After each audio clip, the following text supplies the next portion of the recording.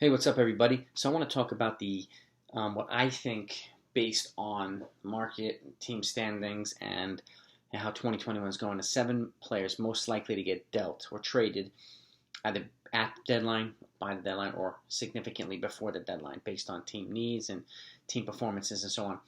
Obviously, I think there's going to be quite a bit of activity this year, particularly on the pitching side, but that still remains to be seen. But I want to go over these guys because I think there's some logical fits here, and I think we're hearing buzz about a lot of these guys already. But I want to know what you think of the teams that I have here. These aren't predictions of where I think they're going to go just yet. I'm going to have my trade deadline predictions video coming up later, closer to the deadline. But these are the seven guys that I think are most likely to get traded. Okay, number one is Starling Marte from the Marlins. He's been dealing with a little bit of a rib injury, but he's production. And if the Marlins can flip any player for a decent return, it would be this guy. Their strength right now is in their pitching.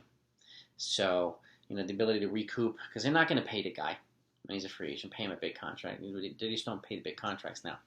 Or if they do, they trade him away in a year or two, so it doesn't really make sense. But my two most logical fits for him would be the Mets, because there's still some outfield questions to be answered there, and the Boston Red Sox. Also, surprisingly in the first place, Boston Red Sox, but adding a piece like this would be, and they've done some good trades with the Marlins over the last decade or so, and I think he'd be a nice fit there. He'd add some balance and pop to the lineup, some versatility, and I think he would help the Red Sox continue their momentum to try to win this division. So he's the first guy. Second guy is, this might be a surprise, Tyler Glasnow of the Tampa Bay Rays. There's been some talk about him, a little speculation, but he does have a legitimate, and this is contingent upon the Rays not falling out of contention, in my opinion. And I think, it's going to catch up to them having lost Blake Snell and Charlie Morton. And if they're going to go that route, they might as well move Glasnow too and get a king's ransom for him, because they can get a king's ransom. He's got at least 2 years left. I don't think he's a free agent until 2024. So, and my two most logical fits for him are the Philadelphia Phillies and the Oakland A's. More likely the Phillies, because I think they probably would be able to hand a more robust package over. But the Oakland A's are playing well. They're in first place, and I think they need a move like this to solidify themselves as a real contender in the American League. Last year they were a piece short, and bringing in a guy like this, a frontline pitcher, would really, really take that rotation up a whole nother level. You got a young rotation with Sean Manaea and some of these other guys. You add Glasnow to the mix, that's a legit rotation. So, and that would also get him out of the American League East. So the Rays wouldn't have to worry about him as much, because I know they're not going to trade him to the Yankees, or the Boston Red Sox. And so he's number two. Number three, Kris Bryant. If ever now, I do think the Cubs are going to move him. I think they should have moved him a year or two ago, honestly, because they could have gotten a haul back for him. But now that he's going to be a free agent, half a season of Kris Bryant, and they're not going to get much for him. They'll get something, but something's going to be better than nothing. So instead of better than letting him walk and getting a compensatory pick, but my two most logical fits here are the New York Mets. As I think they need another piece there on the offensive side to help balance that lineup, and they're still. They don't have a long-term solution at third base, and I would not sleep on the Chicago White Sox. Crosstown rival, I would not sleep on them. They have the ability to give a good package in return, and Kris Bryant will look good in that White Sox uniform, helping that team really, really propel. They're in first place already, and I think the Cubs are going to fall out of contention at some point. And looks like the Cardinals are slowly starting to walk away with it, and maybe eventually run away with it. And I wouldn't sleep on the Brewers either. But the Mets and the Chicago White Sox seems to be my most logical fits for Kris Bryant, based on, again, his fit on that roster, his fit in the lineup, his right-handed bat, his youth. He's 29, and both of those teams have the ability to lock him up long term if they want to. So I still see Steve Cohen making another significant move, either at the deadline or next off season. Kris Bryant might be just the guy to do that. You add him in there with, Lindor and Pete Alonso and some of these other guys, Conforto and McCann. That really, really puts some punch in that lineup. It really does. Number 5, Danny Duffy, starting pitcher from the Kansas City Royals. Strangely enough, he's 32, but I think he's going to be a free agent at the end of this year. But all of his his metrics are up, his velocity's up, spin rate, everything's up this year. He's having a statistically and sabermetric, whatever you call it, his stats are way better than they have been, and I think he'll be a good piece for a team to acquire to add to that starting rotation, particularly in a team that wants to compete in the postseason. So my three most logical fits: Milwaukee Brewers, St. Louis Cardinals. They need another piece in their rotation behind Martinez and Flaherty. They need another reliable starter. And the San Francisco Giants, I think they need a reliable. And I would not be surprised if the Giants move Johnny Cueto or somebody like that and replace him with a Danny Duffy. I would not be surprised at all. I think Duffy will be a low-key acquisition for a team, but he'll be a difference maker this season and off seasons and postseason. So I would look out for him. Number 5, Trevor Story.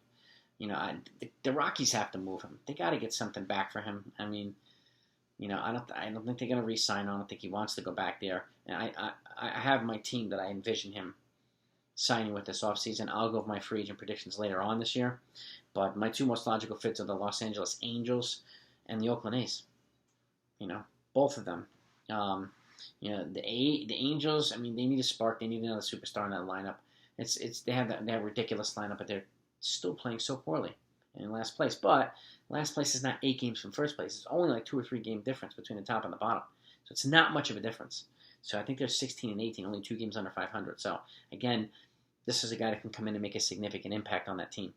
So, and I know they got was it Iglesias, but he can be moved as part of this trade. Trevor Story is a superstar.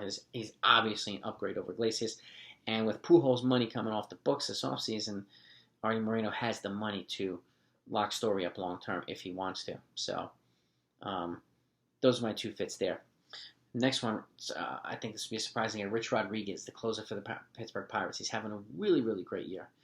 And he's a power arm, and I think he can make a difference. My 3 most logical fits for him is Tampa Bay if they're competing, Boston Red Sox, they need another bullpen arm, and the Los Angeles Dodgers, who they need another reliable arm in the bullpen. With Jansen kind of on a decline, and who's the guy that they signed this offseason? He's hurt on a 60-day DL. It'll come to me. I don't remember for some reason. They need another reliable bullpen arm, and I think he could be the guy to really, really, really put them over the top. But they definitely need another bullpen arm, and he seems to be, in my opinion, a logical fit for the Dodgers, particularly in their quest to repeat. So, and again, they're going to have a hard time getting through San Francisco and San Diego as often as they're going to play them. So this is a guy that can come in and have an impact there. And last but not least, Max Scherzer. This situation is unique because the Nationals signed him to a 7-year, $210 million deal, which expires at the end of the season.